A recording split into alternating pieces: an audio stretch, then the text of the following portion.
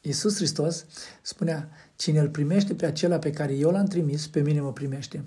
Și aici se termină creștinismul și smerenia pentru foarte mulți creștini.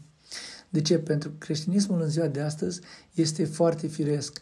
Este un creștinism cu părere proprie, plin de mândrie, plin de părere proprie, plin de eu.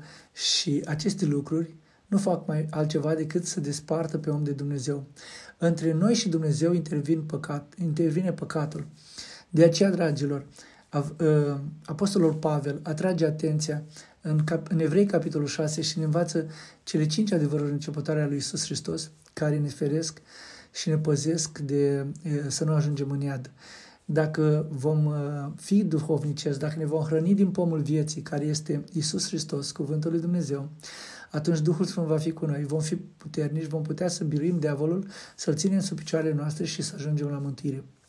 Fără oamenii lui Dumnezeu nu putem avea conexiune cu Dumnezeu. De aceea, dacă ne vom uita în Biblie, vom vedea că Dumnezeu din toate timpurile a trimis oamenii lui, ca să întoarcă poporul la Dumnezeu. Dragilor, Dumnezeu să vă binecuvânteze și dacă n-ați cunoscut cu adevărat o biserică vie unde se studiază cuvântul lui Dumnezeu și se aplică, dacă nu ai un om al lui Dumnezeu în viața ta care să te ajute, te rog, lasă-mi un mesaj în comentarii și eu voi avea grijă ca tu să cunoști adevărul și să te unești cu o biserică vie, ca viața ta să fie salvată și să ajungi la mântuire. Fii binecuvântat!